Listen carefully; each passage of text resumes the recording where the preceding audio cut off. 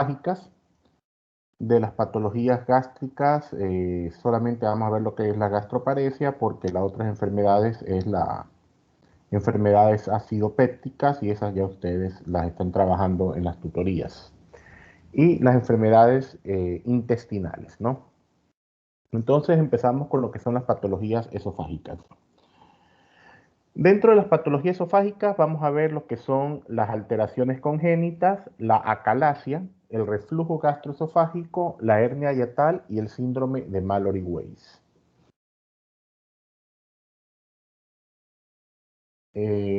Las alteraciones congénitas afectan a 1 de cada 45.000 neonatos, alteraciones congénitas esofágicas. ¿Ya?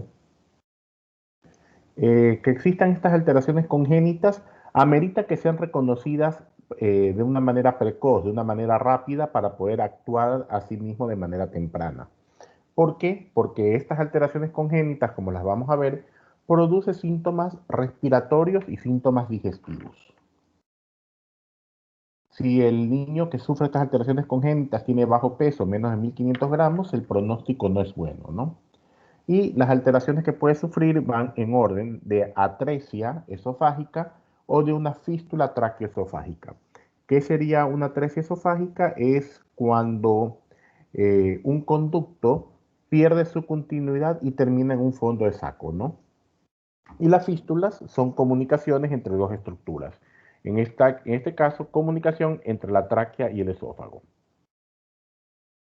Aquí podemos ver una atresia del segmento proximal, es como se pueden manifestar las alteraciones congénitas, con una atresia del segmento proximal del esófago y fístula en su segmento distal. También puede ser que la fístula sea en el segmento proximal y la atresia en el segmento distal. Puede ser que lo que se presente simplemente sea una fístula entre la tráquea y el esófago, ¿ya? O puede darse también la situación de que se presente fístulas tanto del segmento proximal como del segmento distal. Entonces, por eso es que constituye verdaderamente una urgencia, porque como vemos, esta presencia de fístulas que comunican con la vía respiratoria pueden comprometer tanto respiratorio como la vía digestiva, ¿no? La otra alteración esofágica, la acalasia.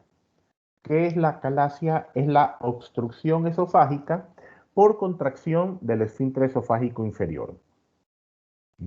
Al estar contracturado, este esfínter produce entonces una obstrucción funcional que se va a manifestar en la persona como disfagia, es decir, dificultad para tragar y tragar de manera dolorosa, regurgitación y dolor retroesternal. Aquí vemos un gráfico donde vemos un esfínter esofágico inferior permeable, ¿ya? Y aquí vemos el esfínter esofágico cerrado que no se abre y lógicamente una dilatación esofágica. La causa de la acalasia es desconocida, ¿no? Pero se atribuye a que existan alteraciones a nivel del plexo mientérico, ¿ya? El plexo que se encuentra entre ambas capas musculares del tejido, del tejido digestivo, ¿no? Acuérdense que hablamos de que entre las capas de células circulares y la capa de células musculares existe un plexo mientérico que es el que le da inervación a estas fibras, ¿no? Se puede presentar también en la enfermedad de Chagas o como componente de una neoplasia. Acá vamos a ver, esta es una imagen de lo que es una calasia. Aquí vemos el esfínter contraído, ¿ya? Y el esófago muy dilatado. En lo que respecta a la patogenia, por qué se produce la calasia, ¿no? En sí, la alteración es una alteración en el esfínter, es decir, es una alteración muscular, ¿ya? Pero la causa de base es de orden neurológico, ¿ya? El esfínter tiene una contractura, está contracturado de manera constante, pero tiene relajaciones intermitentes. ¿Para qué son estas relajaciones intermitentes? Para que pueda fluir, por ejemplo, la saliva que deglutimos pueda pasar al tubo digestivo, ¿no? En la calasia, esta intermitencia está alterada. Es decir, el esfínter va a permanecer siempre cerrado. La evolución de una calasia es lenta, ¿ya? Y como vimos en la imagen, se encuentra el esófago con una gran dilatación, ¿no? Complicaciones que se pueden presentar en la calasia, infecciones, porque si el líquido, el contenido, el bolo alimenticio no se mueve, es proclive a infectarse, pueden haber hemorragias, ulceraciones, ¿ya? Sí que estas ulceraciones pueden llegar a perforarse, pueden ser causa de muerte, ¿no? Y también puede pasar que el contenido retenido en el esófago pase hacia la vía respiratoria produciéndose una neumonía por aspiración. Este examen que vemos aquí se denomina tránsito esófago gástrico, consiste en dar de beber al paciente un medio de contraste y se toma una radiografía, ¿no? Donde vemos, como les decía, la gran dilatación esofágica y el esfínter donde por presión está pasando apenas contenido del medio de contraste. Este signo es característico de la calasia y se llama signo de la cola de ratón. El reflujo gastroesofágico, ¿no? A diferencia de lo que pasa en la calasia, en la cual el esfínter está contracturado y no permite el paso, en el reflujo gastroesofágico, este esfínter esofágico inferior, ¿ya? Es incompetente para poderse cerrar adecuadamente, ¿no? Entonces permite el paso del ácido gástrico hacia el esófago. El principal síntoma del reflujo gastroesofágico es la pirosis. La pirosis es un dolor retroesternal quemante, urente, ¿no? Producto de la acción del ácido sobre el tejido esofágico. El reflujo gastroesofágico empeora por las noches por la posición supina, ¿no? Si el paciente está acostado, boca arriba, ¿ya? El esfínter esofágico va a estar a la misma altura del esófago. Y si no se contrae de manera adecuada, entonces no va a impedir que pase ácido del esófago hacia del estómago hacia el esófago, ¿no? ¿Qué puede causar un reflujo gastroesofágico? Cualquier causa que produzca exposición del esófago al ácido gástrico, que esté disminuido el tono del esfínter esofágico inferior, aumento en la producción de ácido gástrico, obstrucción del tránsito gástrico, o sea, si hay una obstrucción, por ejemplo, a nivel pilórico, ¿ya? Hace que se acumule la secreción en el ácido y por presión regrese hacia el esófago, y lo que se denominan las hernias hiatales, que ya las vamos a ver más adelante. Entonces, ¿qué hace que se produzca este este reflujo gastroesofágico? Cualquiera de las causas, retraso en el vaciamiento gástrico, frecuencia aumentada de las relajaciones transitorias del esfínter esofágico inferior, incremento de la acidez, pérdida del peristaltismo secundario posterior a las relajaciones del esfínter esofágico inferior, o que este esfínter esofágico tenga el tono disminuido. Cualquiera de estas causas va a hacer que el ácido produzca una lesión esofágica inicial. ¿Ya? Entonces, si produce una lesión esofágica, va a producir tejido cicatrizal en el esófago. Este tejido cicatrizal va a hacer que el esfínter esofágico inferior se vuelva más incompetente. Y al ser incompetente, va a permitir nuevamente que salga ácido hacia el esófago, produciéndose una retroalimentación positiva o círculo vicioso, en el cual la causa y el efecto potencian uno sobre el otro, ¿no? Entonces, esta lesión recurrente va a producir dos cosas. Va a producir o estrechez esofágica, dolor, obstrucción o perforación, ¿ya? Asimismo, el esófago puede sufrir una metaplasia, ¿ya? Una metaplasia, aquí está. El esófago puede sufrir una metaplasia como mecanismo de adaptación, mecanismo de defensa contra el ácido gástrico, ¿ya? Normalmente el tejido esofágico no es resistente a la acción gástrica, entonces el organismo busca como mecanismo de adaptación y mecanismo de defensa cambiar el epitelio esofágico por epitelio gástrico, y eso es lo que se denomina una metaplasia esofágica, ¿no? Metaplasia gástrica. ¿Ya? El inconveniente es que esta metaplasia puede degenerar en un adenocarcinoma. Como decíamos, de las manifestaciones clínicas del reflujo gastroesofágico, ¿ya? La principal manifestación es la pirosis, que como explicamos, aumenta en decúbito. ¿Qué complicaciones pueden haber? Que la lesión del esófago produzca tejido, sea reemplazado por tejido cicatrizal y se produzca estrechez. Puede haber hemorragias, perforaciones, ronquera, sí que ya pasa la vía respiratoria y el ácido lesiona las cuerdas vocales, o neumonía por aspiración.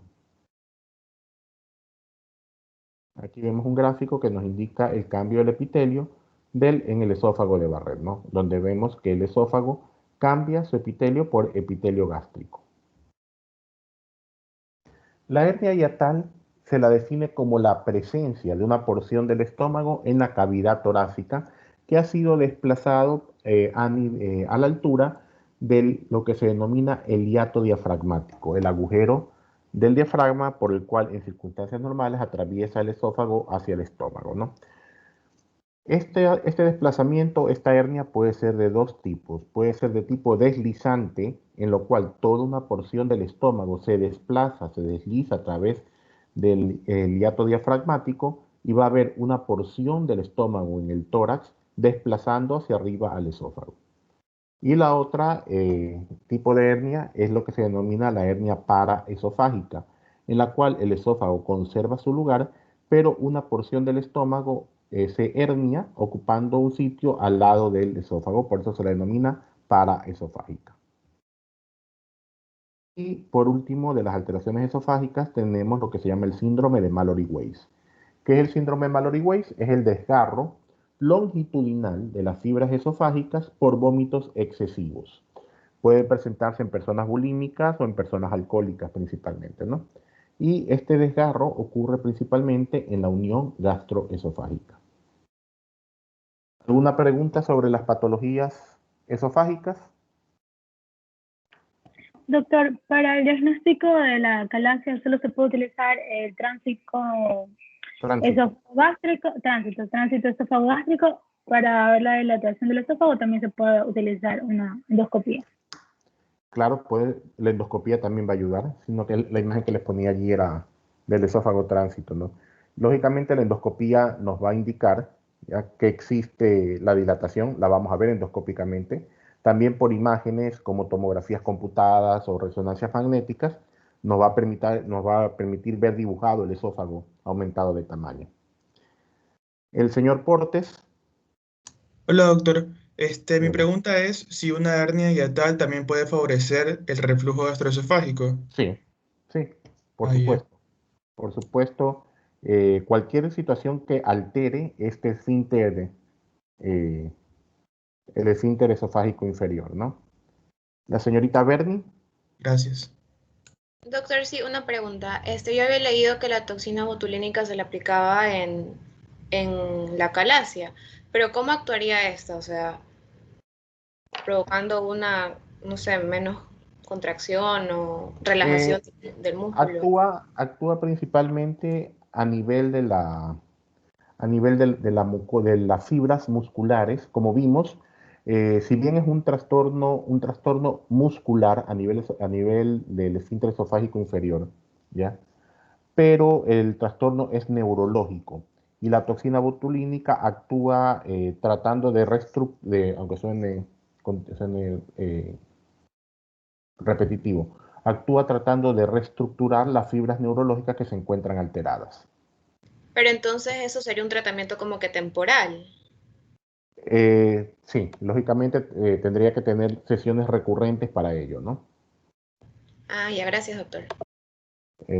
Tenemos alzada la mano de la señorita Amén.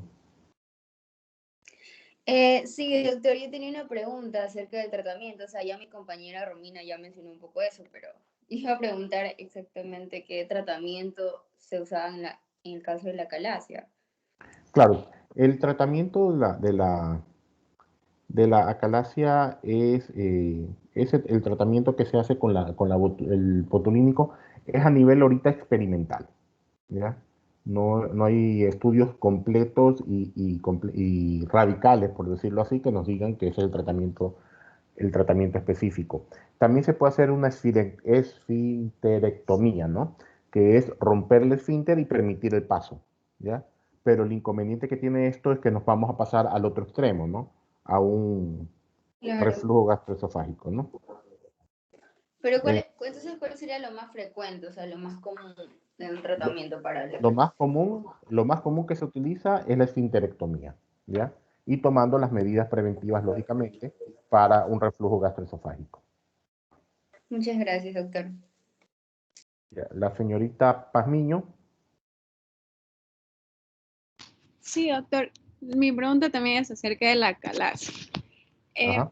¿En qué se diferencia la calasia de o sea, la disfagia de la calasia de la obstrucción mecánica? A En ver, cuanto a la regurgitación de alimentos, sí es. la calasia es una obstrucción, ¿ya? Y al ser producida por fibras musculares es propiamente una obstrucción mecánica, ¿ya? O sea, la calasia es una obstrucción mecánica, ¿ya? No sé de qué más me quisiera referir, ¿no? ¿Cuál otro tipo de obstrucciones mecánicas pueden haber? Puede haber tumores que pueden producir una obstrucción mecánica también, ¿no? Pueden haber compresiones externas en estructuras mediastínicas, por ejemplo, tumores generados en los pulmones que también pueden producir una compresión a nivel o de ganglios en el mediastino que produzcan compresión externa, ¿no?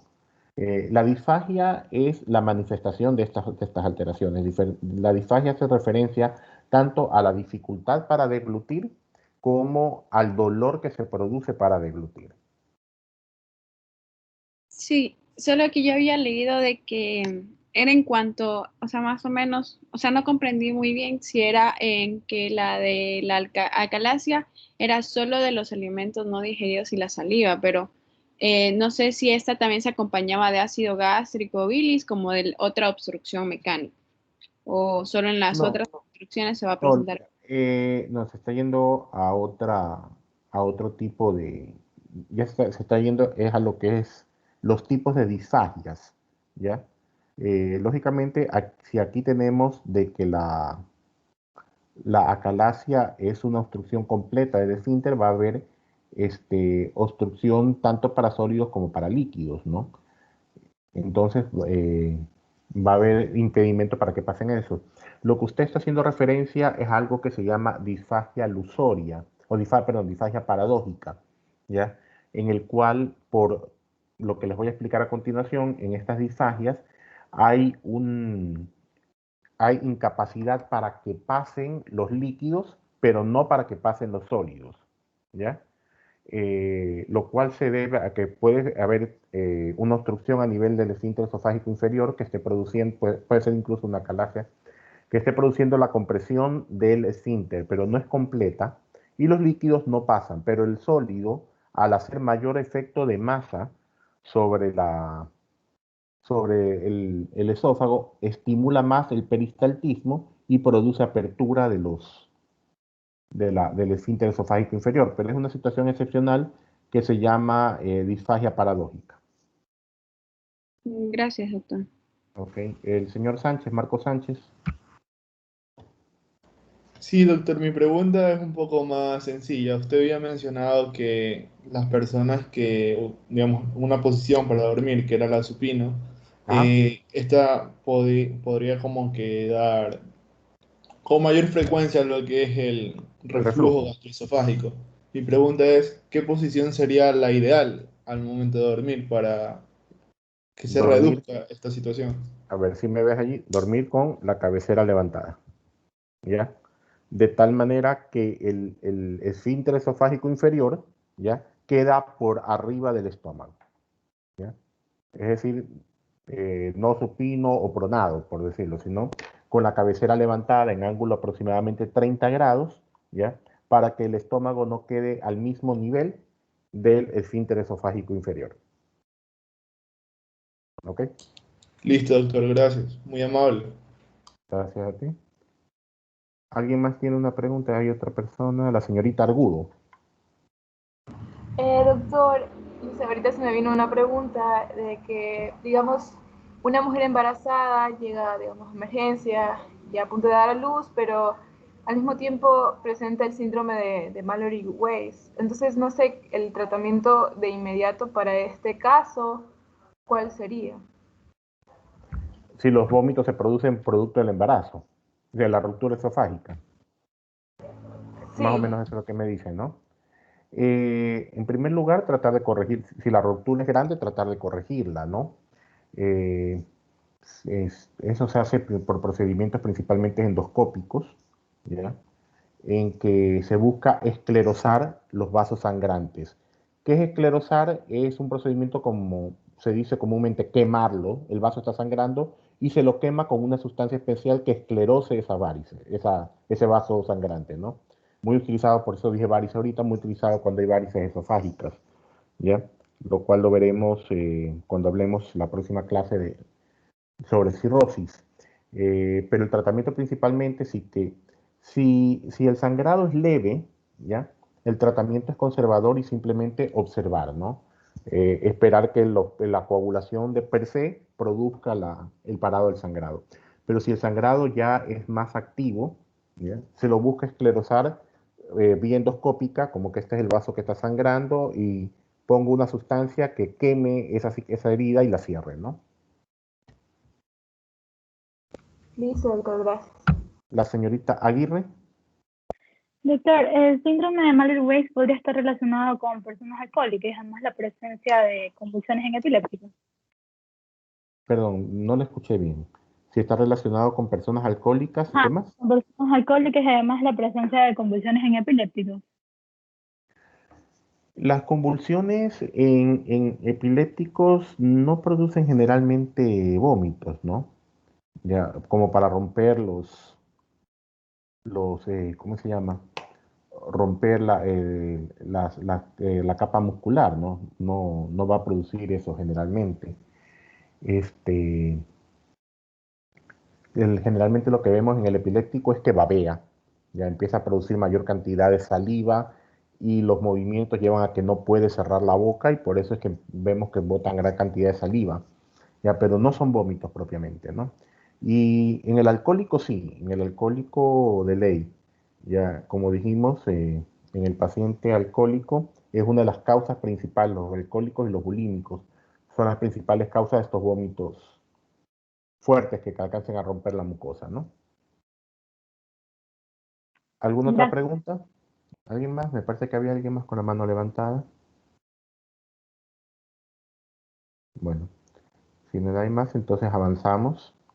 Vamos a pasarnos estas que son las enfermedades acidopépticas y vamos a ver lo que es la gastroparesia diabética. Gastroparesia, perdón, la diabetes es una de las causas. Gastroparesia en general. Decimos que la gastroparesia es el enlentecimiento del vaciado gástrico, ¿no?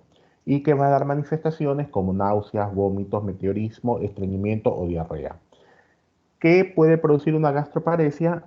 Alteraciones en el control de la motilidad gastrointestinal, ¿no? Lo que vimos en la clase pasada de cómo se controlaba la motilidad, o alteraciones en su secreción.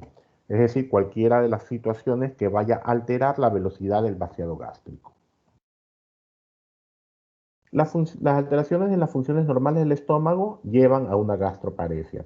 Entonces, estas funciones pueden estar alteradas, tanto la función de reservorio para los alimentos ingeridos, como vimos en la clase pasada, una de las funciones del estómago, la función de mezclar y homogenizar estos alimentos y la función de barrera que limita el paso de los alimentos más allá del píloro. Son las funciones gástricas que la gastroparesia puede alterarlas, ¿no? Los cuadros que se desencadenan a partir de una gastroparesia pueden ser variables, desde obstrucciones parciales hasta obstrucciones completas, ¿ya? Y pueden estar en relación a alteraciones en el músculo liso gástrico, en el sistema entérico o en las hormonas intestinales que regulan el vaciamiento gástrico, ¿ya? Sabemos que el esfínter pilórico recibe inervación del sistema parasimpático, ¿no? Y mantiene contracciones con periodos de relajación intermitente, tal como acabamos de describirlo para el esfínter esofágico inferior, ¿no? La alteración en esta relajación, ¿ya? Puede llevar a que exista un retraso en el vaciamiento gástrico, es decir, una gastroparesia. Alteraciones en el sistema nervioso entérico pueden estarse afectados en pacientes que sufran de una neuropatía diabética, la gastroparesia diabética, muy característica en la diabetes, corte quirúrgico de la pared del estómago o que exista un corte quirúrgico en el tronco del nervio vago, que es el que va a dar la motilidad al tubo digestivo, ¿no? Incrementa la motilidad. O puede ser, como dijimos, alteraciones en las secreciones de hormonas que controlan esta velocidad del vaciamiento gástrico. Dos tipos de hormonas, la colecistoquinina y las incretinas. ¿Qué manifestaciones clínicas dará la gastroparesia? Vómitos, lo que se denominan besoares. Besoares son falsos tumores de sustancias que se han tragado, que se ha ingerido la persona, ¿no? Por ejemplo, existen lo que se llaman los tricobesoares de personas que tienen tendencia a comerse el pelo, ¿ya? Y se acumula en el tubo gástrico. Crecimiento bacteriano excesivo, lógicamente, si la velocidad del vaciado gástrico hace que se acumule el líquido, el bolo alimenticio en el estómago, es proclive a que se infecte, ¿no? Mal control de la glucosa sanguínea por alteraciones en la velocidad de vaciado gástrico y pérdida de peso. ¿Alguna pregunta sobre esto para poder pasar a ver las alteraciones intestinales, que son las más extensas? ¿Ok? Bueno, entonces vamos a ver las alteraciones intestinales, las patologías intestinales. Las patologías intestinales que vamos a tratar son diarreas, enfermedades inflamatorias del intestino, alteraciones de la absorción intestinal, enfermedad diverticular, el síndrome del intestino irritable y apendicitis. Vamos a ver la primera de ellas, que es la diarrea. Primero quisiera que me defina alguien de ustedes qué es la diarrea. Es el aumento de las evacuaciones en cantidad y también hay como si la disminución de la consistencia de las heces. Bien, está bien definido. Cuando hablamos de diarrea, generalmente lo que nos imaginamos son heces líquidas, ¿verdad? Pero por definición, diarrea es el aumento en la frecuencia, cambio en la consistencia o aumento en la cantidad de las defecaciones, ¿ya? Cualquiera de estos tres criterios puede significar una diarrea, ¿ya? Me explico, puede ser que solamente haga una deposición al día, ¿ya? Pero la frecuencia está conservada, pero esa defecación es completamente líquida, se considera una diarrea. Puede ser de que la consistencia de las heces sea normal, ¿ya? Pero una persona que evacúa solo una vez al día y va 4 o 5 veces, hay un aumento en la frecuencia, eso se considera una diarrea. O puede ser que solamente realice una evacuación en el día, ¿ya? Y que sea de consistencia sólida, pero en cantidad aumentado también se considera diarrea. Estos criterios deben de ser personalizados, no pueden ser generalizados, porque pueden variar de acuerdo a la persona y sus hábitos. Si una persona tiene el hábito de defecar 3 veces al día, entonces eso para ella es normal. Pero para una persona que evacúa una vez al día, ya evacuar 3 veces está aumentado su frecuencia. Por lo tanto, como les decía, no se puede estandarizar, ya hay que individualizar los conceptos. ¿Qué puede causar diarrea? Las causas de diarrea las podemos agrupar en dos grandes grupos. Diarreas de causas infecciosas y diarrea de causas no infecciosas. Las diarreas de causa infecciosa por acción inflamatoria e infecciosa local del germen que lo desencadena, ¿ya? O por toxinas que actúan a distancia. Las causas no infecciosas, presencia de sustancias osmóticas en la luz intestinal, por acción de sustancias que actúan como secretagogos, es decir, que inducen la secreción de líquidos, alteraciones en la absorción o que esté alterado el tiempo de contacto que tiene el contenido intestinal con la mucosa intestinal. Alteraciones tanto en aumento como en disminución. Las causas infecciosas, entonces, por toxina a distancia, como ocurre, por ejemplo, con el Vibrio cholerae, en el cólera, ¿no? Esta bacteria se localiza a distancia, hay quienes dicen que se puede localizar inclusive en la vesícula, en el intestino grueso, pero libera toxinas, ¿ya? Al torrente sanguíneo que se van a localizar en el intestino delgado y van a inducir la secreción de líquido aumentado. Son diarreas entonces acuosas de gran cantidad de líquido. Como vimos en la clase anterior, el intestino delgado es un gran secretor de líquido, entonces esta enfermedad del cólera va a producir una diarrea acuosa excesiva. Otros tipos de patógenos, como la shigella, la salmonela, la ameba histolítica, actúan porque producen una reacción inflamatoria local en la mucosa del intestino grueso, ¿ya? Son unas diarreas inflamatorias, pero de acción local del patógeno sobre la mucosa intestinal. No infecciosas. Presencia de sustancias homóticamente activas en la luz intestinal, por ejemplo, la glucosa. Una persona que ingiere gran cantidad de dulces, chocolates, cosas por el estilo, el aumento de la glucosa en la luz intestinal va a producir que por ósmosis salga mayor cantidad de líquido, ¿no? Sustancias que potencialmente elevan la osmolaridad.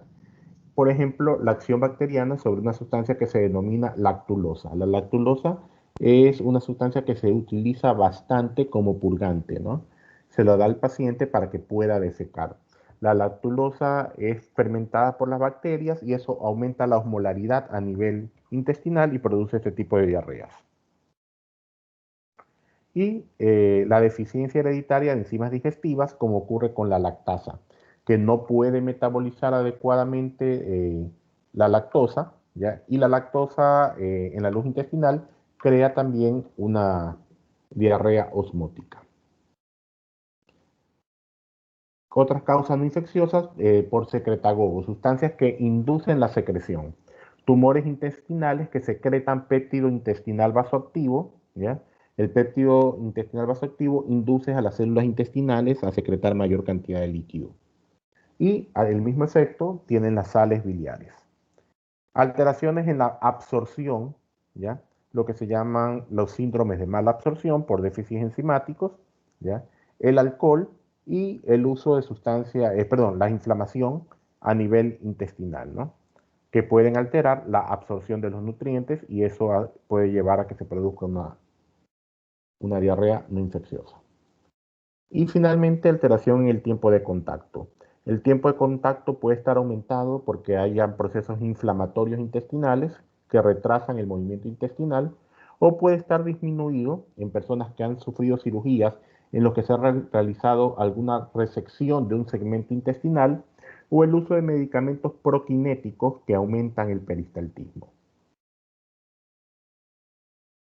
Las manifestaciones clínicas que va a producir la diarrea va a depender de la causa, de la cronicidad de la enfermedad y de la gravedad con la que se presenta, ¿no? Generalmente lo que más llama la atención, el primer síntoma que aparece en una diarrea aguda es la deshidratación, ¿ya? Ya en unas diarreas crónicas pueden aparecer signos de malnutrición por falta de absorción de nutrientes, pérdida de peso y déficit vitamínicos, ¿no? ¿Alguna pregunta sobre las diarreas?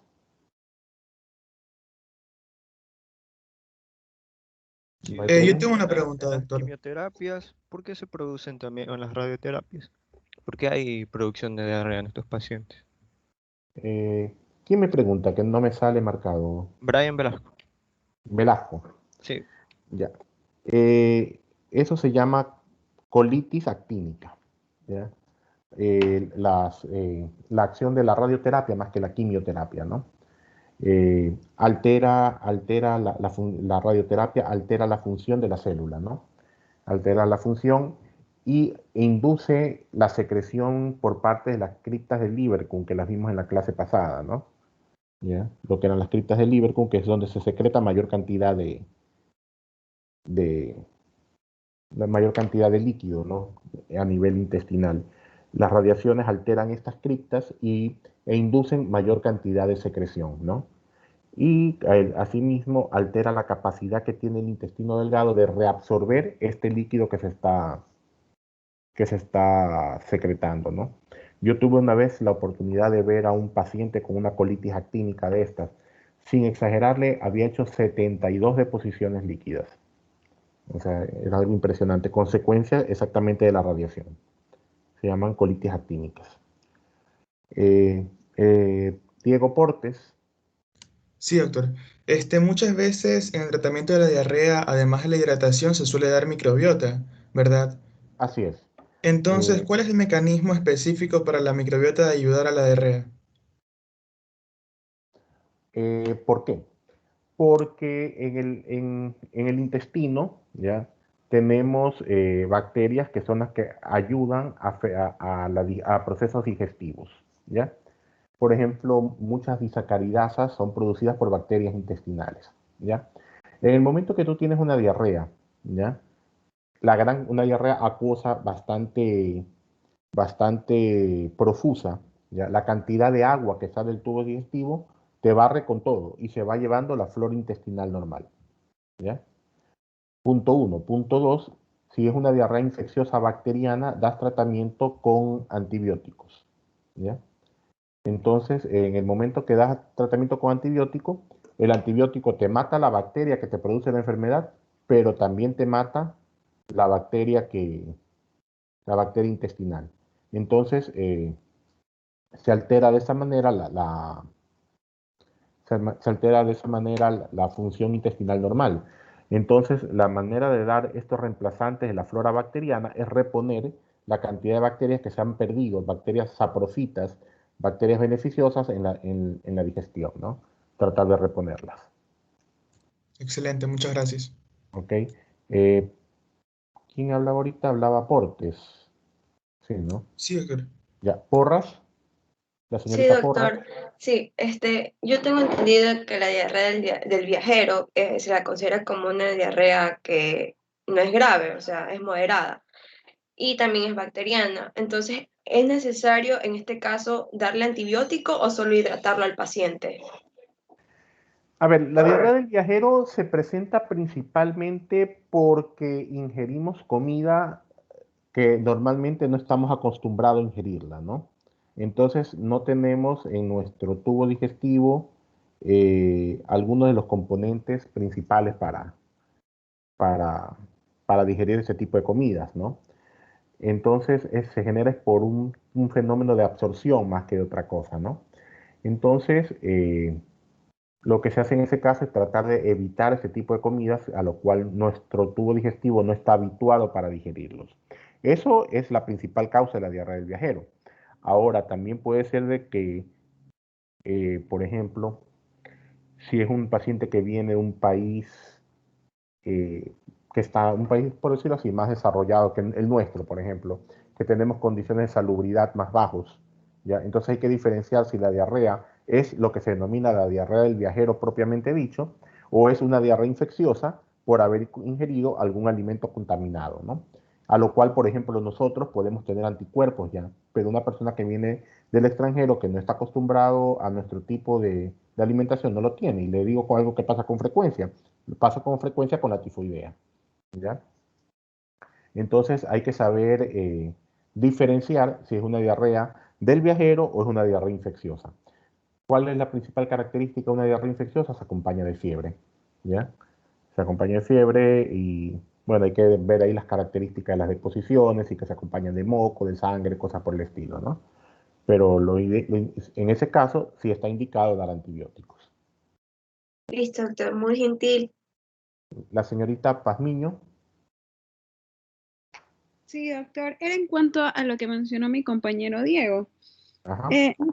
No alcancé a escuchar muy bien si le preguntaba en el caso de si era para la diarrea, o sea, el trasplante de microbiota como para la diarrea o para el estreñimiento. No, él me decía me preguntaba era por qué se daba estos reemplazantes de la microbiota para la diarrea, ¿ya? ¿Por qué se lo usaba como parte del tratamiento? Ajá, ¿Ya? es que yo tenía entendido que se realizaba más bien como tratamiento para las personas que sufren de estreñimiento. No, claro, lógico, sí, porque actúan como regularizadores del movimiento intestinal. Pero lo que yo le explicaba es que muchas veces la flora, no muchas veces, sino la flora intestinal habitual, ¿ya? Ayuda a los procesos digestivos, ¿ya? Ayudan a lo que es, fundamentalmente a lo que es digestión, ¿no? A descomponer los alimentos. Si hay una diarrea profusa, se va llevando toda la flora bacteriana que hay en el tubo digestivo. Entonces, y eso, al no haber esta flora bacteriana, la diarrea puede persistir porque no se absorben adecuadamente. Así se desarrolla lo que vimos como un síndrome de mala absorción, que vamos a ver más adelante, ¿no? ¿Ya? Entonces no se absorben de manera adecuada, ¿ya? Entonces la microbiota, estas sustancias, lo que hacen es reemplazar la flora bacteriana que se ha perdido en la diarrea profusa.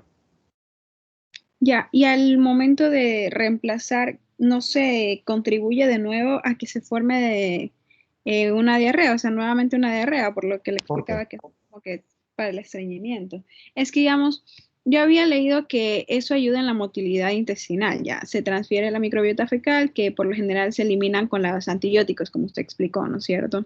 Ajá. Pero esto también contribuye a que nuevamente se presente una mayor digestión. Entonces, no sé si Claro, esto se presenta como pero actúa diarrea actúa regularizando el proceso, ¿no? o Ya. normal, sería, ¿no es Claro, cierto? o sea, actúa regularizándolo. O sea, no, el hecho, por ejemplo, pongamos, si alguien no tiene su flora intestinal adecuada, ¿ya? Entonces, si se la va a reponer, a cuestiones redundantes, se está reponiendo lo que se ha perdido y llegamos a un nivel normal, ¿ya? Entonces, no tiene por qué producirle una diarrea por aumento de flora bacteriana. La flora bacteriana normal no va a aumentar, no va a producir una diarrea, ¿ya? La diarrea se produce si hay aumento de la flora bacteriana que no es normal en el tubo digestivo. Listo, doctor, gracias. Sánchez, Sí, doctor, mi pregunta es un poco diferente. Más ajá, bien es como cuando las personas tienen emociones muy fuertes. Supongamos, estás muy nervioso, con mucho estrés. Es normal que ajá, tus niveles de cortisol y adrenalina aumenten bastante, ¿verdad? Y así es. muchas personas es como que dicen, ay, yo quizás tengo un intestino irritable o Sí, vamos a ver más posiblemente adelante el intestino irritable, ¿sí? ya, Eh, pero mi pregunta es, ¿por qué cuando las personas tienen emociones fuertes usualmente tienen diarrea debido a esto? por estimulación del sistema nervioso parasimpático, ¿ya? Actúa a nivel emocional se estimula el sistema nervioso parasimpático que aumenta tanto las secreciones como la motilidad intestinal, ¿ya? Desde el punto de vista puramente emotivo, ¿no? Produce estimulación parasimpática. Y es por eso el mismo motivo por el que cuando te pones nervioso te sudan las manos, ¿ya? Empiezas a salivar más, ¿ya? Todo eso es estimulación parasimpática. Listo, doctor. La señorita Ollarvide, Doctor, tengo la duda de cuál es la frecuencia en la que una persona adulta puede tomar desparasitantes sin dañar la flora intestinal o estomacal. la frecuencia con la que se debe tomar antiparasitarios. O sea, Sí. no hay parámetros establecidos, ¿no? O sea, eh, alguien dijo que un ecuatoriano para demostrar que es ecuatoriano tiene que enseñar la cédula y un examen con amebas. O sea, como diciendo que son prácticamente parte de nuestra vida, ¿no? Pero no es que existe un ritmo propiamente de antiparasitarios. Se recomienda desparasitar 2 veces al año, ¿ya? Y fuera de eso, si se presentan síntomas gastrointestinales que hagan sugerir de que podría existir alguna infección por algún parásito. Si no, no. Ujú. La señorita Gracias. Bernie,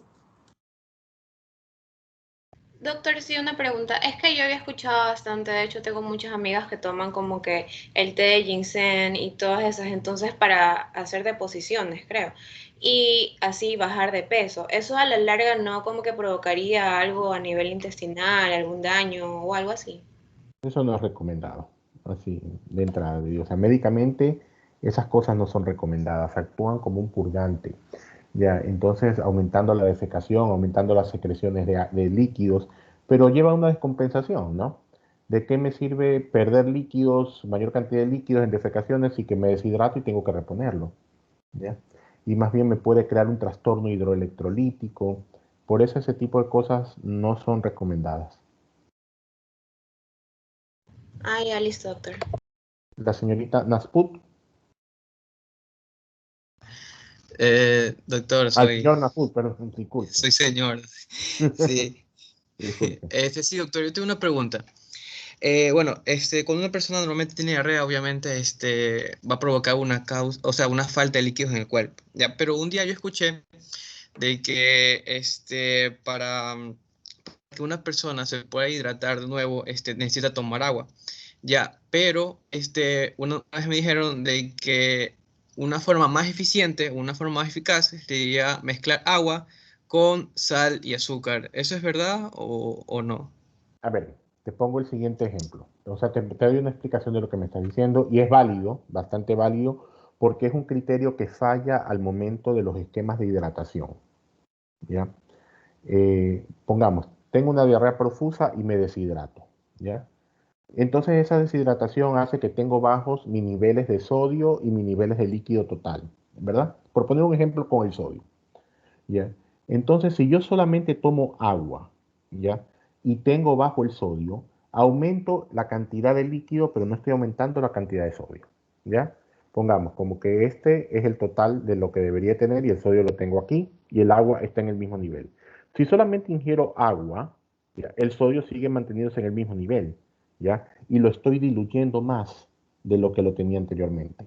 Entonces, al ingerir solamente agua, pero no ingerir electrolitos o glucosa, lo que creo en este caso es una hiponatremia dilucional mayor a la que tenía inicialmente. Entonces, la hidratación en un paciente con deshidratación no solamente debe de ser respecto a la ingesta de líquido, sino también a la ingesta de electrolitos y glucosa. ¿Ya? Doctor, también he escuchado que tipo el sodio ayuda a retener líquidos, entonces para que no haya pérdida, podría ser. Claro, el sodio por osmolaridad ala líquidos hacia el intracelular, ¿no? Entonces, lógicamente, por eso exactamente hay que tratar de reponer lo que es agua y electrolitos. ¿Quién más tiene la mano elevada? Déjame ver. Hay alguien más todavía. La señorita Gamecho Arteaga. Sí, doctor, yo le quería preguntar sobre los pacientes que son intolerantes a la lactosa y les dan como que como tratamiento de primera línea son los comprimidos de lactasa. Entonces Ajá. quería ver si a esto también se les recomienda un tratamiento con electrolitos o mantenerse siempre hidratados para no presentar como que estas frecuencias de evacuaciones. No, el problema que tienen los pacientes que tienen intolerancia a la lactosa, ¿ya? Vamos a hablar algo de ello ya mismo, ¿no? Es que no tienen lactasa, ¿ya? Entonces, el tratamiento de ellos simplemente, hay unos medicamentos especiales, ¿no? Que son medicamentos de lactasa, el nombre comercial Lactfast, ¿ya? Se piensa que tomándolo 10 minutos antes de la ingesta del del alimento que tenga lactosa, logra suplir su función, ¿no? Y evita los síntomas propios de la intolerancia. Ok, entonces continuamos con lo que son las alteraciones en la absorción intestinal. Decimos que la mala absorción o la alteración en la absorción intestinal es la incapacidad de transportar los constituyentes de la dieta desde la luz intestinal hacia el líquido extracelular. Hablamos la clase pasada de que la absorción consistía casualmente en el paso de los nutrientes desde la luz intestinal hacia el medio interno. Entonces, la incapacidad de poderlos transportar es lo que se traduce como un síndrome de mala absorción, ¿no? Cualquier alteración en los procesos fisiológicos que vimos en la clase anterior, ¿ya? Puede llevar a una mala absorción. Los problemas en la absorción intestinal se pueden presentar por dos causas. En primer lugar, porque existe una alteración patológica en la estructura anatómica encargada de absorber estos nutrientes, o sea que existe un daño estructural, ¿ya?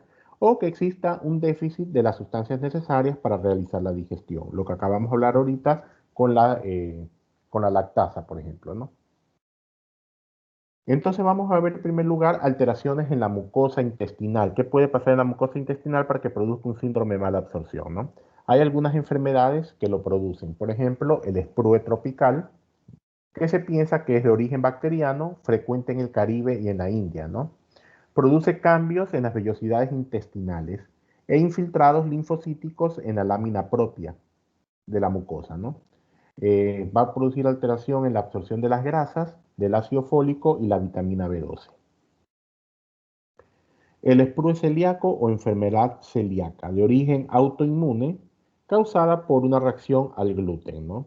Este hace que se produzca atrofia en las vellosidades intestinales y por lo consiguiente mala absorción. La enfermedad de Whipple, producida por la bacteria Tropherinia whipplei, ya que produce infiltración de macrófagos en la lámina propia y en casos graves destrucción de las vellosidades. Esas son enfermedades que alteran la mucosa y producen lo que se denomina el síndrome de mala absorción, ¿no? Ahora, también, como hablábamos, déficits enzimáticos que impiden la absorción de los nutrientes, ¿ya? El déficit de disacaridasa es la incapacidad de digerir ciertos hidratos de carbono por ausencia de una o más de las enzimas intestinales. El ejemplo que pusimos ahorita, la lactasa, ¿no? Normalmente los disacáridos son degradados a monosacáridos por acción de las disacaridasas, la lámina que pusimos la vez pasada, ¿no? Si hay un déficit de estas disacaridasas, ¿ya? Lógicamente no va a poder producirse la descomposición del disacárido al monosacárido, ¿no?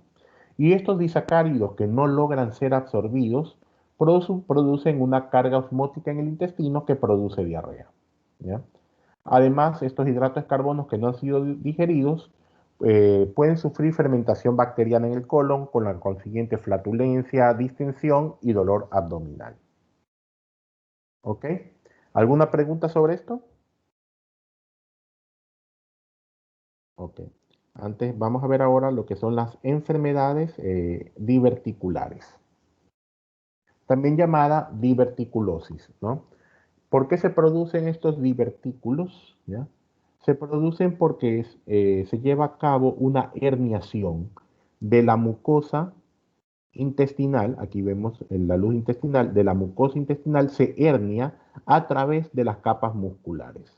¿Ok? Y al herniarse hace protrusión hacia afuera. Aquí los vemos.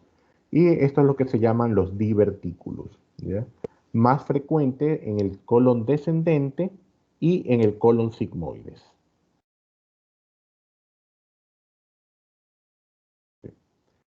Bueno, esta enfermedad diverticular es frecuente en la sociedad occidental, ¿ya? Más en países desarrollados, casi inexistentes en países africanos y en países en desarrollo. ¿Qué es lo que nos hace pensar que existe entonces factores que influencian en la dieta y en los hábitos de defecación? Principalmente inherentes a la falta de fibra en la alimentación, ¿no? Se encuentra en el 40% de las personas que tienen más de 60 años y en un 60% de aquellos mayores de 80 años. ¿Qué es lo que ocurre? Como explicábamos, en el colon, las fibras musculares longitudinales no son continuas. Y las fibras musculares circulares, recuerden la imagen que vimos la clase pasada, constriñen el intestino. Y esa constricción favorece la herniación de la mucosa a través de las fibras musculares longitudinales, ¿no? La situación es que hace que aumente la presión intraluminal, la presión dentro de la luz intestinal, ¿ya? Como son el aumento del contenido fecal y el estreñimiento, aboga a favor de que aparezca la enfermedad diverticular. ¿Qué manifestaciones clínicas va a dar? Más de la mitad de las personas que sufren de divertículos son asintomáticos, ¿no? Lo que puede dar como manifestación son cambios en los hábitos de la defecación, dolor en el abdomen inferior, distensión y flatulencia. Esta enfermedad puede complicarse por inflamación de los divertículos, en lo que se llama diverticulitis, o incluso pueden llegar a perforarse, ¿no? ¿Alguna pregunta?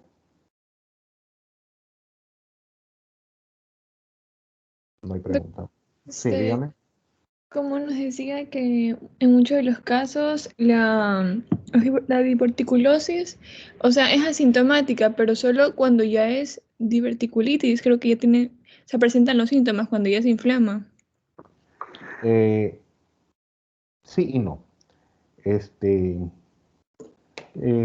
La inflamación produce lógicamente dolor, puede producir fiebre, etcétera, ¿no? Pero la enfermedad diverticular per se puede producir molestias, cambios en los hábitos de la defecación, puede producir dolor en la porción inferior del abdomen, sin que necesariamente se presente una diverticulitis, lo cual es una complicación de la enfermedad, ¿ya? Pero per se sí puede producir síntomas sin necesidad de que se encuentren inflamados los divertículos, ¿no? porque es un cambio en la estructura anatómica, ¿no? Se pierde la continuidad de la mucosa, ¿ya? Y las complicaciones también que pueden ocurrir es que como esta es una herniación, a veces granos que no han sido bien digeridos, ¿ya? Pueden meterse en el interior de estas estructuras. Y eso es lo que frecuentemente lo puede producir en la inflamación de los divertículos. Pero no necesariamente tiene que haber una diverticulitis para que dé síntomas. Per se la enfermedad diverticular ya puede producir manifestaciones clínicas.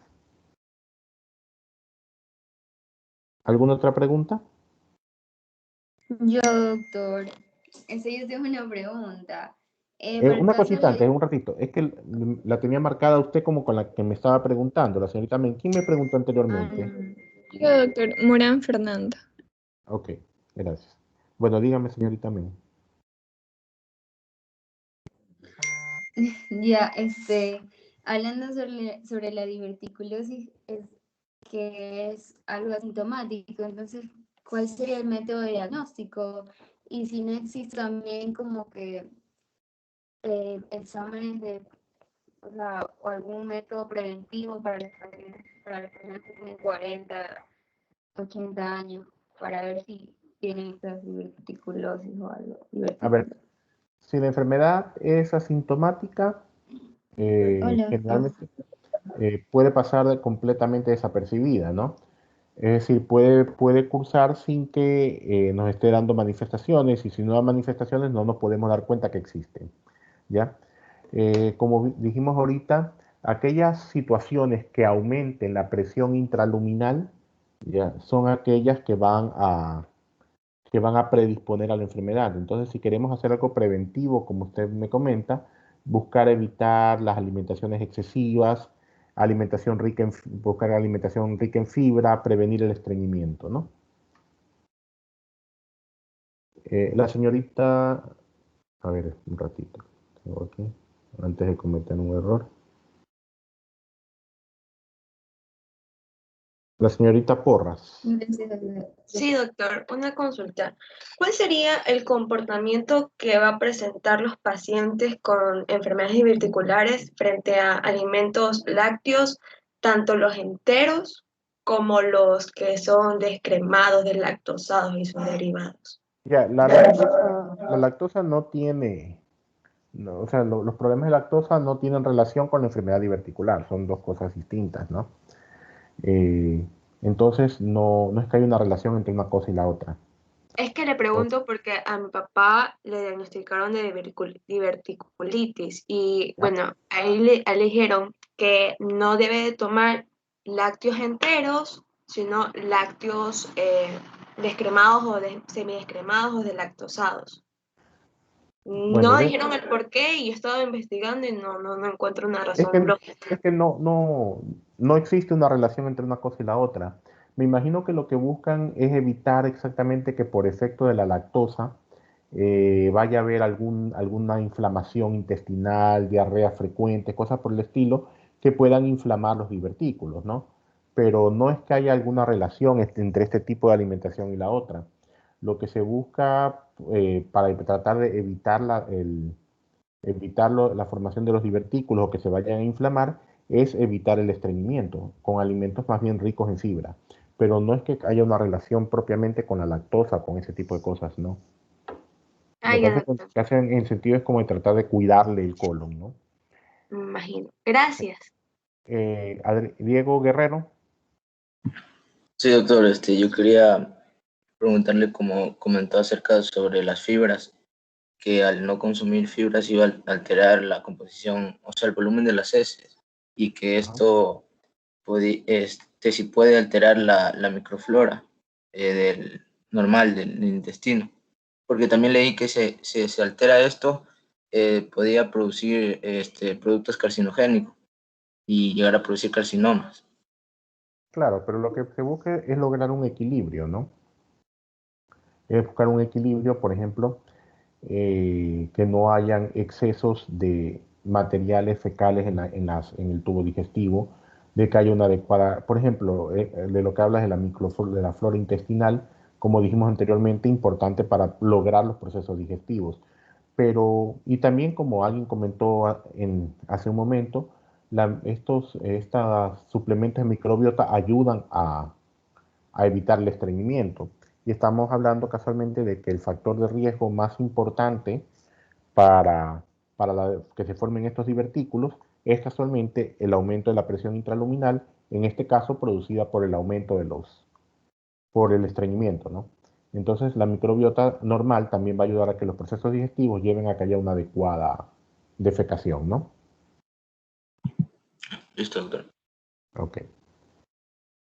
Bueno, vamos a ver lo que es la enfermedad inflamatoria intestinal. Cuando nos referimos a enfermedad inflamatoria intestinal, nos referimos a dos enfermedades, ¿ya? Las cuales se encuentran relacionadas entre sí. La enfermedad de Crohn y la colitis ulcerativa, ¿no? Las dos van a producir un cuadro inflamatorio intestinal, ¿ya? Carecen de evidencia científica que las relacione con un agente causal específico, ¿ya? Se sabe, eso sí, que tienen incidencia familiar y que producen alteraciones sistémicas. Se caracterizan las dos, ¿no? Porque presentan periodos recurrentes de sangrado diarreico mucoporulento, ¿ya? Si hablamos de una persona con sangrado diarreico mucopurulento, podemos pensar, ¿ya?, que se trate de una diarrea infecciosa, pero descartamos la diarrea infecciosa porque estas se caracterizan por ser recurrentes, porque existen cultivos negativos y porque no hay respuesta al tratamiento antibiótico.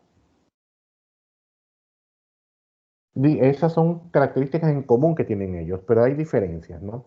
La enfermedad de Crohn puede afectar a cualquier segmento del tubo digestivo, ¿ya? Es decir, al intestino delgado, el intestino grueso, el estómago, cualquier segmento, ¿ya? Y a varias capas a lo largo del tejido digestivo, llegando a ser inclusive transmural, es decir, afectar a todas las capas intestinales. En cambio, la colitis ulcerativa afecta solamente a la mucosa y la mucosa solamente del colon. Este gráfico nos muestra cómo la enfermedad de Crohn puede afectar a cualquier segmento. Bueno, y aquí tenemos el intestino delgado y el intestino grueso, pero puede afectar a cualquier segmento del tubo digestivo produciendo inflamaciones en distintos segmentos e inclusive puede ser en parches, ¿no? O sea, puede ser que afecte a varios segmentos a la vez. En cambio, la colitis ulcerosa afecta solamente al colon y a la mucosa del colon, ¿ya? Y se caracteriza porque empieza la enfermedad en sentido distal y conforme avanza la enfermedad, ¿ya?, se extiende hacia proximal. ¿Qué influye en la aparición de estas enfermedades? Factores genéticos.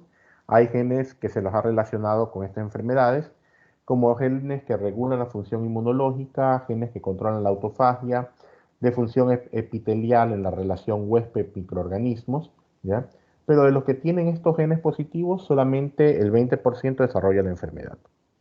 Factores ambientales como microorganismos, agentes patógenos capaces de producirlo, la microbiota, de la que venimos hablando, ¿ya? La microbiota, la dieta, tabaquismo, que existe una respuesta del organismo inflamatoria defectuosa o factores psicológicos. De estos factores, en total, el que se le da más importancia es a la microbiota, ¿ya? Se ha visto que el sistema inmunitario empieza a reconocer a esta microbiota, a no reconocerla como propia, a reconocerla como extraña, y entonces el sistema inmunológico genera una respuesta inmunológica contra la microbiota, ¿no? La misma que es capaz de producir respuesta inflamatoria mediada por interleucina y por factor de necrosis tumoral. Recordemos algo que me parece que ya en algún momento se los comenté, ¿no? El sistema inmunitario es el sistema de defensa que tiene nuestro organismo. Se basa en una premisa específica: desconocimiento de lo extraño y reconocimiento de lo propio. ¿Qué es lo que quiere decir con esto? El sistema inmunológico reconoce lo que es nuestro y no lo ataca, ¿ya? Entonces el sistema inmunológico reconoce nuestras articulaciones, reconoce nuestros ojos, entonces no crea una respuesta inflamatoria contra ellos. Pero si entra, por ejemplo, un parásito, un germen, un virus, ¿ya?, el sistema inmunológico lo reconoce como extraño y lo ataca. ¿Qué es lo que ocurre con las enfermedades inmunológicas? El sistema inmunológico empieza a desconocer lo propio y entonces lo empieza a atacar. Y se piensa que la principal causa de estas enfermedades inflamatorias intestinales es que el sistema inmunológico empieza a desconocer la flora intestinal como propia y entonces empieza a atacarlo a través de mediadores inflamatorios como la interleucina y el factor de necrosis tumoral. Aquí vamos a ver entonces un poco sobre la enfermedad de Crohn. Como dijimos, la enfermedad de Crohn se caracteriza porque puede afectar a cualquier segmento del tubo digestivo y varios segmentos a la vez, es decir, en parches, ¿no?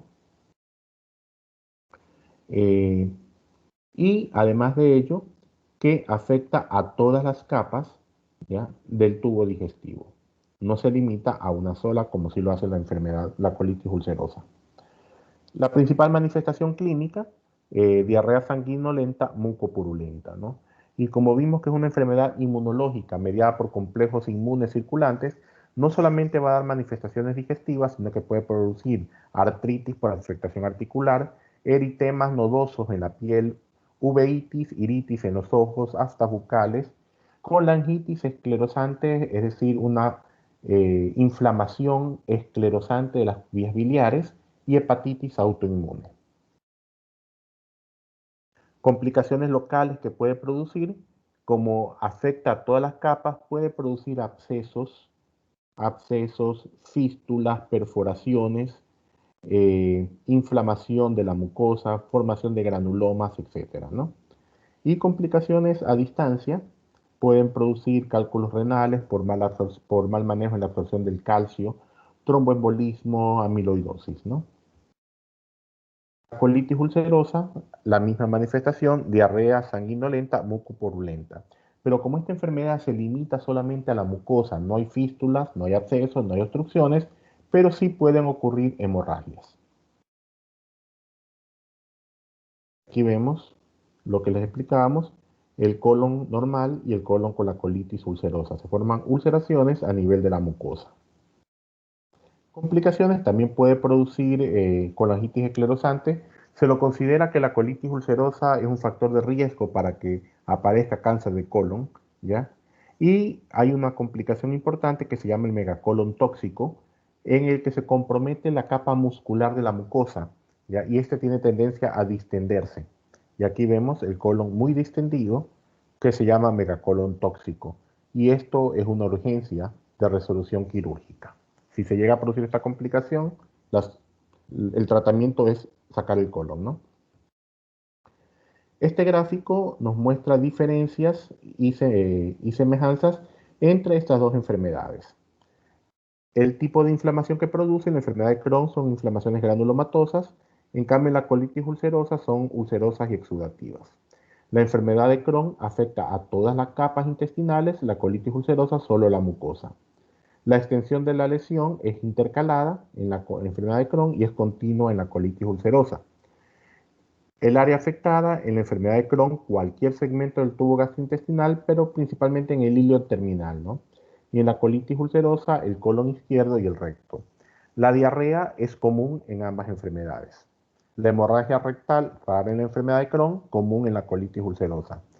Las fístulas y estenosis son comunes en la enfermedad de Crohn, en cambio son raras en la colitis ulcerosa, y la colitis ulcerosa se la encuentra más asociada al cáncer que la enfermedad de Crohn.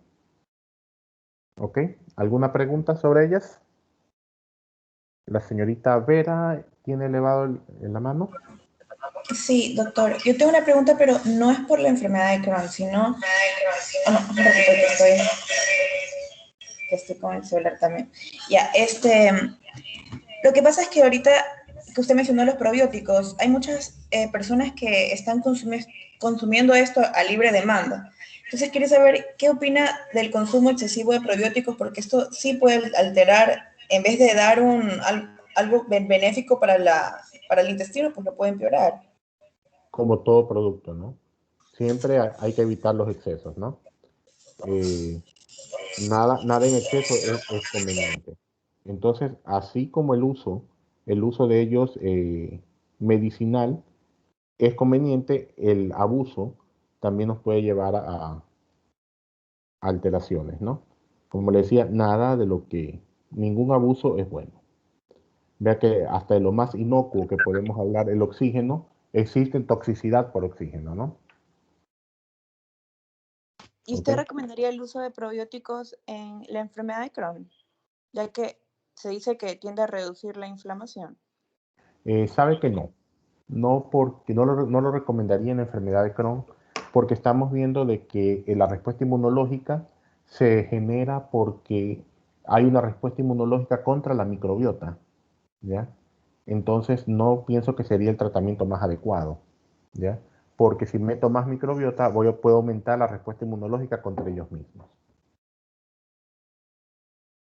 Ok, perfecto. Muchas gracias, doctor. Alvarado.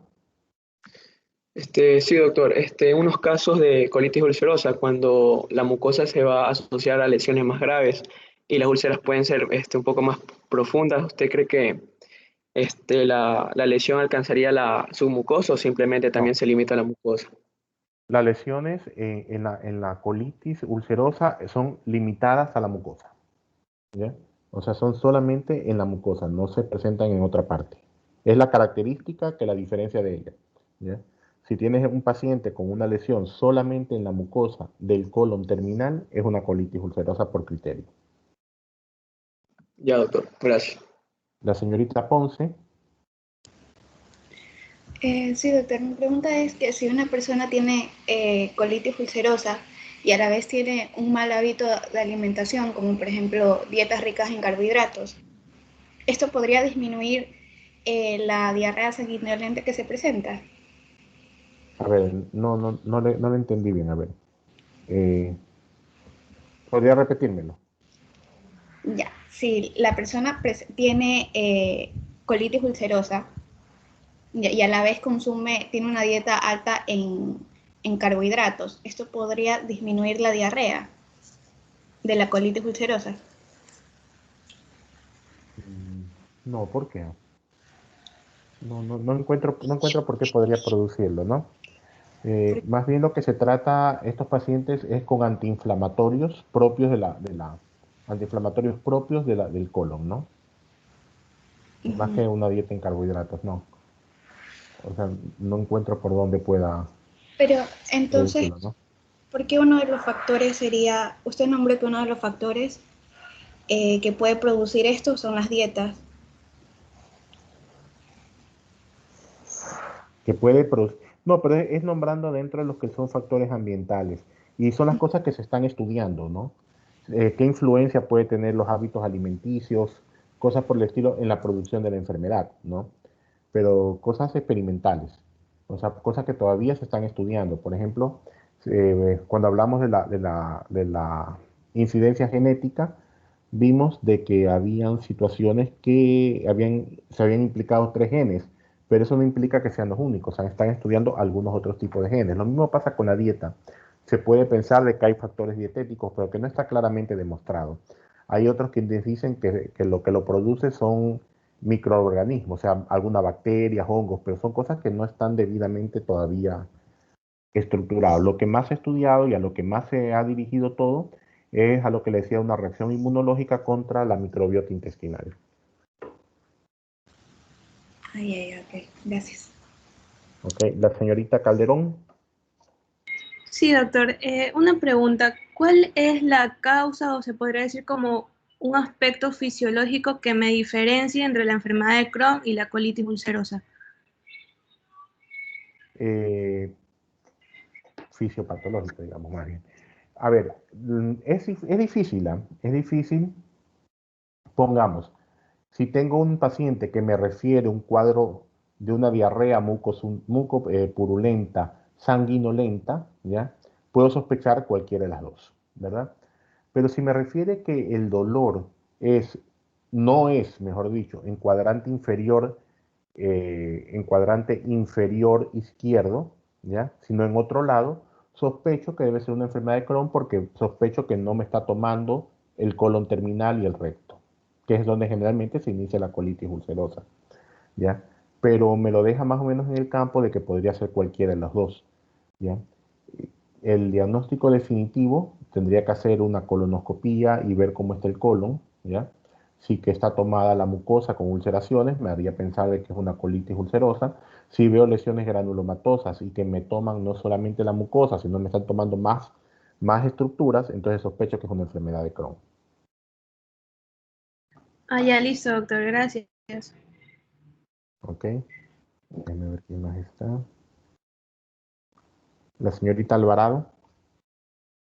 Sí, doctor. Tengo entendido que la enfermedad de Crohn no es una enfermedad que se puede curar. ¿Cuál sería el tratamiento para esta para que no llegue a afectar otros órganos o nuestro estilo de vida?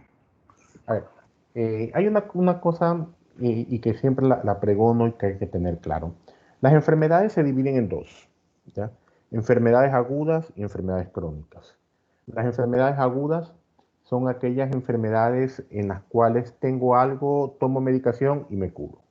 Me dio gripe, me dio una faringoamigdalitis, me dio intoxicación alimenticia, tomo medicamentos y con eso me curo. Esas son enfermedades agudas. Las enfermedades crónicas no se curan, se controlan, ¿ya? Yéndome a otro campo, como para dar un ejemplo, yo soy hipertenso, ya, soy hipertenso desde que tengo 21 años. Si yo no tomo medicamento, me va a subir la presión. Tengo que tomar medicamento toda mi vida para que no me suba la presión. Si no lo tomo, me sube. No estoy curándome de la presión arterial, estoy controlándola, ¿ya? Entonces, esa es la situación. Esta es una enfermedad crónica que hay que controlarla y tratar los brotes de agudización. Entonces, al ser una enfermedad inmunológica, como estábamos viendo, ¿ya? Va a ser una enfermedad que tengo que controlarlo con inmunoreguladores, corticoides, inmunosupresores, cosas por el estilo. Ese es el tratamiento de base, ¿ya? Y al ser una enfermedad inflamatoria, tengo que dar sustancias para desinflamar las estructuras que se encuentren inflamadas, ¿ya? Aquí se usan antiinflamatorios específicos del tubo digestivo, unos que se llaman mesalazina, penicilamidas, cosas por el estilo, ¿no? Y lógicamente cuidar los hábitos alimenticios, de que no vaya a sufrir de algún otro tipo de diarrea infecciosa, de cosas por el estilo que me vayan a inflamar el colon y me vayan a exacerbar estas enfermedades. Déjenme ver a alguien más que me levanta la mano. Alvarado, Olger Alvarado. Sí, doctor, otra pregunta. En cualquiera de los dos casos de la enfermedad inflamatoria intestinal,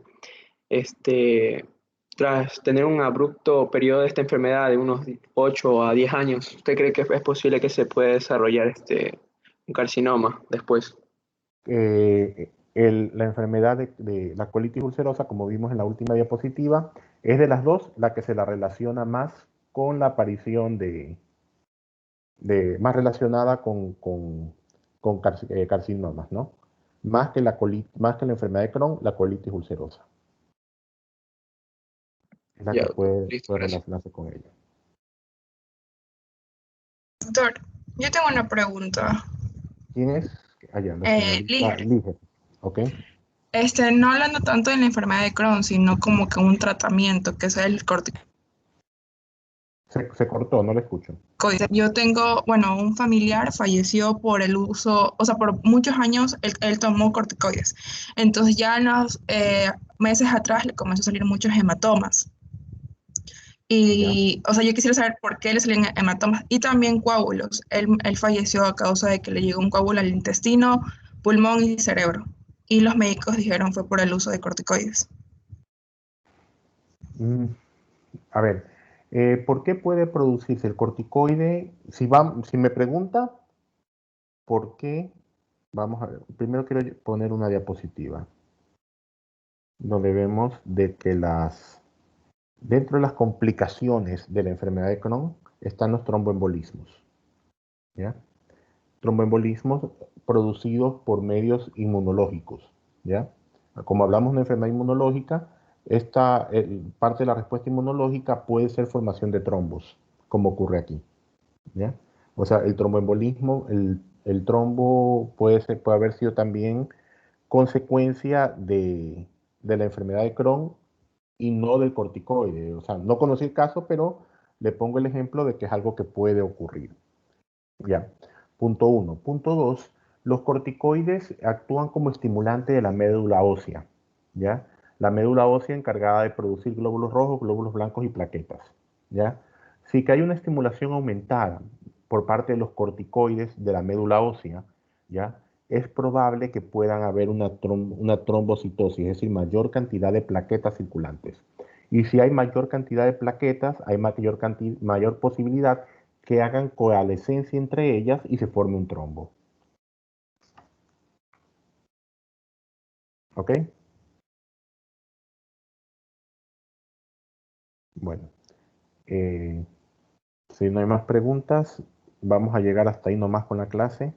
Nos queda pendiente ver el síndrome intestino irritable y ver lo que es apendicitis. 2 temas rápidos, pero que ya no vamos a alcanzar a verlos hoy día. ¿Ok? Bueno, gracias y que tengan buen día.